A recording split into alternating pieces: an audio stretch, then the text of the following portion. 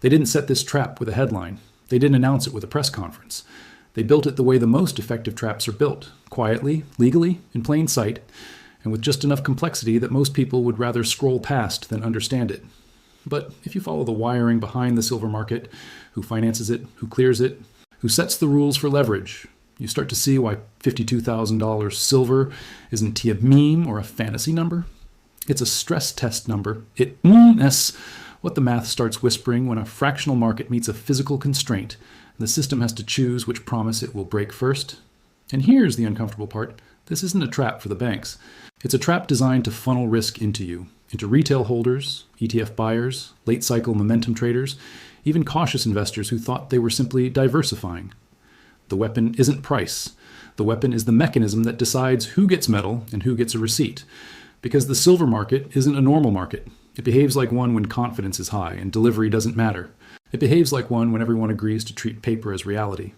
But the moment stress enters the system, margin hikes, delivery spikes, inventory doubts, sudden volatility, silver stops acting like a commodity and starts acting like a liability. A liability for the institutions that sold claims against it, and a liability for the public that believed those claims were interchangeable with metal. That is the core of the $52,000 trap. It is not saying silver will print $52,000 on your screen tomorrow. It's saying that under extreme constraint, the system can reprice in ways that have nothing to do with your chart, and everything to do with who must buy, who must cover, and who gets forced into cash settlement while someone else walks away with the physical. So let's slow down and dissect what the trap actually is. There are two markets that pretend to be one. There's the paper market, futures contracts, options chains, ETF shares, synthetic exposure, and there's the physical market, bars, coins, industrial inventory, refinery throughput, deliverable stock. In calm periods, these two markets are stitched together by arbitrage, financing, and the assumption that delivery is available if needed. In stress periods, that stitch becomes a tier line. The paper market can expand almost infinitely because it's built on leverage and netting. The physical market cannot expand on demand because it's built on geology, refining capacity, and logistics. When that tension grows, price becomes less like discovery and more like a negotiation between competing failures. The trap is that most participants are only prepared for price risk, not for settlement risk. They're ready for volatility. They're not ready for rule changes. And rule changes are not theoretical. They are the escape hatch built into the system. When volatility explodes, exchanges raise margin requirements. Brokers tighten collateral rules. Clearinghouses demand more cash. That sounds like risk management, and it is, just not for you. Margin hikes force liquidations. They force the weakest hands out at the worst time. They transfer contracts to the players who can post more collateral, who can survive longer, who can wait until the crowd is exhausted. That is one layer of the trap. Another layer is the silent hierarchy of settlement. Not everyone is equal when the system is stressed. Institutions with direct access to metal, to vault networks, to leasing channels, to relationships with refiners are not playing the same game as a retail buyer of paper silver. The trap is the illusion of equivalence. If you've ever looked at silver and felt confused, why does price drop when physical premiums rise? Why do inventories look fine as delivery pressure spikes? Why do headlines say plenty of supply while wait times stretch? You're not imagining it. You're watching two different realities diverge. And when they diverge far enough, something has to give. That's when the extreme numbers show up, not as predictions, but as signals of how stretched the system is. The more paper promises exist relative to deliverable metal, the more violent the repricing can become when confidence snaps, because someone is always short something they can't easily source. Before we go deeper, take 1 second to support this channel. Hit the like button if you want more investigative breakdowns like this, and subscribe. Because what's unfolding in metals isn't a one-day story, it's a regime story. The mainstream will cover the surface, but we're here to map the machinery underneath, and you don't want to miss the next chapter when the rules shift again. Now let's talk about the number everyone is reacting to, $52,000. Why that number? Because in markets built on leverage, the tail risk is not linear. It's not silver goes up a bit, then down a bit. It's silver stays normal until it doesn't. And when it doesn't, the price movement isn't governed by fair value models. It's governed by forced buying and collateral math. Extreme numbers emerge when you simulate a short squeeze inside a system that can't deliver to everyone at once, especially when industrial demand is non-negotiable. Silver is not just a monetary metal. It's an industrial input. Industries don't care about your technical levels when they need supply continuity. They care about securing material. When supply continuity becomes uncertain, the bid can become urgent, and urgency doesn't negotiate politely. Here's how the trap is set in practice. First, you normalize paper exposure. You push the idea that price is price, and it doesn't matter what form you hold because everything tracks. Second, you expand leverage quietly through options, structured products, and synthetic flows that make silver look liquid even when the physical market is tight. Third, you wait for the moment when demand becomes inelastic. Delivery month pressure, industrial restocking, geopolitical disruption, refinery bottlenecks, or a credibility shock in inventory reporting. That's the spark. The moment the crowd senses that delivery is not guaranteed, behavior changes. People stop trading for profit and start trading for certainty. That's when the scramble begins. At that point, the system reaches for its tools. Margin requirements rise. Volatility controls kick in. Some platforms restrict buys. Some brokers raise collateral. Suddenly, what looked like a free market becomes a gated market. And that's where the trap closes around the public. If you're leveraged, you're forced out. If you're in a paper vehicle that can settle in cash, you may be paid off at the exact moment you least want to be paid off. If you're late in chasing, you buy at the top of a forced move and get washed out when the system performs its usual containment routine. Meanwhile, the players with balanced sheets and access to physical can accumulate the only thing that matters: real metal. You've seen versions of this pattern before. A sudden spike, a violent flush, a headline wave telling you it's over, and then a reset. But in a real structural squeeze, the reset doesn't remove the pressure. It redistributes it. The weak are shaken out. The concentrated positions become even more concentrated, and the system buys itself time. That's why the trap can repeat. It's not one event, it's a cycle. And the most important part is what people misunderstand about winning in a move like this. Most people think the win is catching the price surge. The real win is being positioned in a way that the rules can't steal your outcome. Because the higher the stress, the more likely the rules change to protect the plumbing. So ask yourself a simple question. If silver becomes scarce enough that delivery is contested, do you want to be holding an instrument that can be cash settled by design? Do you want to be holding something that depends on intermediaries staying calm? Or do you want to be holding the asset itself? There's no one right answer for everyone, but there is a right question. And most people never ask it until after the trap snaps shut. Now, we zoom in on the mechanics that turn a normal rally into a systemic event. The first is inventory credibility. In normal times, published inventory figures calm the public. They say, there's enough, relax. In stressed times, those same figures become the battlefield because everyone asks, enough for whom? Registered versus eligible categories, deliverable versus non-deliverable stock, metal that exists versus metal that is available. These distinctions sound technical, but they become life and death in a delivery-driven market. When a market prices off the promise of delivery, the moment participants doubt the deliverability, paper price becomes less authoritative than physical availability. The second mechanic is leverage concentration. Futures markets are designed to concentrate risk and net it out. That's efficient, until it's not.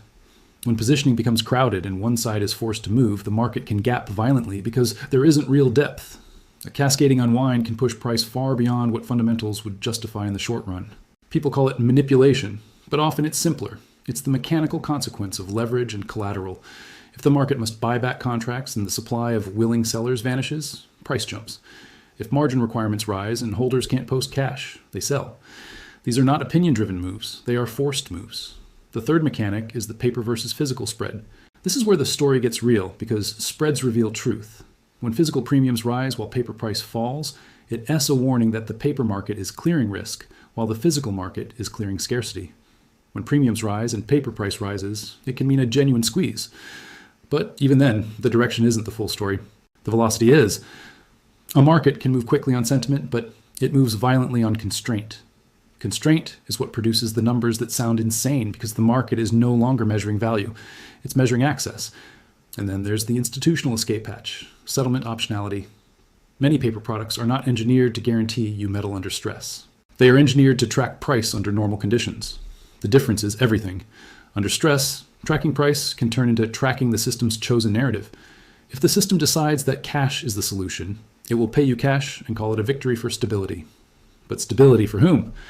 This is why the $52,000 framing matters. It forces you to think beyond charts. It forces you to think about what happens when a market must ration the real asset while maintaining the appearance of an orderly process. This is also why silver is uniquely sensitive. It sits at the intersection of monetary psychology and industrial necessity. Gold can be hoarded without industrial consequences. Silver cannot, not fully. When silver becomes scarce, it doesn't just affect investors, it affects production. That creates a different kind of urgency. It also creates political and institutional incentives to control the narrative. If an industrial economy begins competing openly for supply, the public starts asking inconvenient questions. Why did the market allow so many paper claims? Who benefited? Who loses? Those questions threaten the legitimacy of the pricing mechanism itself. So the trap is a layered structure. It is volatility designed to shake you out. It is rule-based containment designed to cap the damage to the system. It is settlement flexibility designed to protect deliverable supply for those who can access it. And it is narrative management designed to keep you thinking in terms of price action instead of a settlement reality. If you want to understand the next phase, stop watching only the price. Watch the behavior, premiums, delays, margin changes, delivery pressure, and the language exchanges use when they talk about orderly markets. Orderly for them often means painful for you. Here is the part most people avoid because it's uncomfortable. The market's job is not to make you rich. The market's job is to clear risk. And in a leverage system, clearing risk often means transferring it to the participant least equipped to handle it.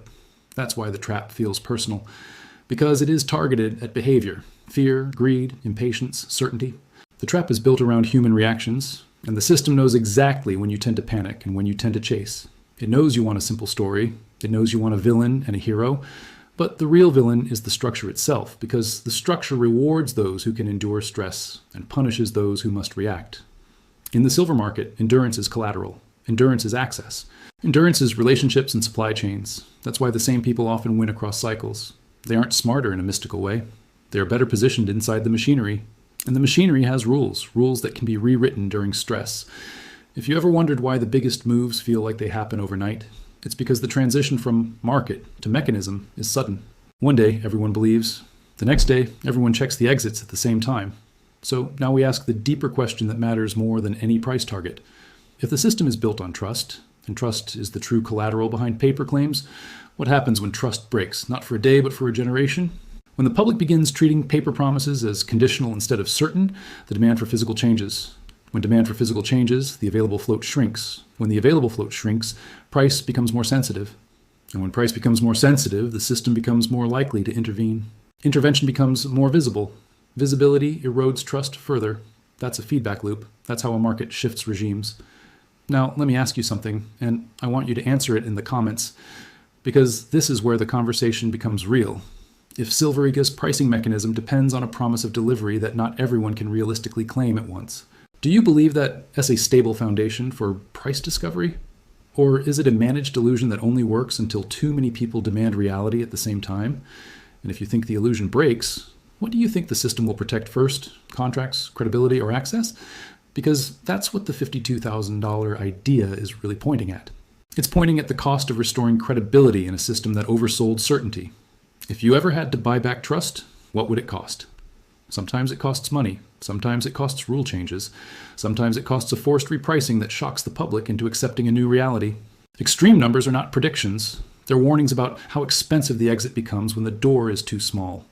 And this is where you need to be careful with the emotional trap. The system wants you either euphoric or terrified. Euphoric people over-leverage. Terrified people sell at the bottom. Both behaviors create liquidity for stronger hands. The middle path is clarity. Understand the structure, choose your exposure accordingly, and avoid the instruments that can be rewritten against you during stress. Ask yourself not just, what's my upside, but what's my settlement risk? Not just what's my target, but what happens if the rules change mid-move? If you've ever been rug pulled by a market event you didn't see coming, it wasn't because you missed a candle, it was because you didn't model the system's incentives. So where does this leave us right now? It leaves us in a market that is quietly entering a credibility phase. In early phases, price is the headline. In credibility phases, behavior becomes the headline. Watch how institutions talk.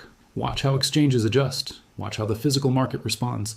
The trap doesn't need silver at $52,000 to work. The trap works at any level where the gap between paper claims and physical certainty becomes psychologically visible. Once people begin asking, can I actually get it? You're already in a different world. And if you're thinking, okay, so what should I do? Don't jump to tactics before you lock in the principle. The principle is simple. In a stressed market, the safest position is the one whose outcome is least dependent on someone else staying honest, liquid, and calm. That doesn't mean everyone must hold the same thing. It means you must understand what you own. Are you owning a claim that usually tracks price? Or are you owning something that remains the asset even when systems wobble? Are you holding something that can be paused, capped, cash settled, or reinterpreted? Or are you holding something whose value is recognized precisely because it has no counterparty promise attached? This is also why the loudest narratives are often the least useful. To the moon, narratives make you chase. It's all fake. Narratives make you freeze. The truth is more dangerous and more empowering. The market is a machine. You can study machines. You can learn what inputs cause what outputs. You can learn where the pressure points are. Silver's pressure points are delivery, leverage, and trust. When those align, the moves become violent, and the winners are usually the ones who were already positioned before the crowd understood what was happening. And one last warning, because this is where many people lose. The trap often includes a fake resolution, a flush that feels like the end, a headline that says, "Crisis averted," a period of calm that convinces you the danger passed. But structural pressure doesn't vanish because the screen calms down. It just goes underground. It relocates into spreads, inventory behavior, and policy responses. If you want to be early instead of late, stop waiting for the headline and start watching the signals, premiums, delays. Margin adjustments, delivery standing, any unusual language around orderly trading. These are the footprints of the machine moving under the floor. If this video helped you see the silver market differently, tell me where you think the trap is tightest right now. Is it in ETFs? Is it in futures leverage? Is it in industrial demand? Or is it in the belief that paper and physical are the same thing? Because the next chapter won't be written by opinion. It will be written by constraint. And when constraint writes the story, the numbers that sound impossible today become the numbers people wish they had taken seriously when they still had time to prepare.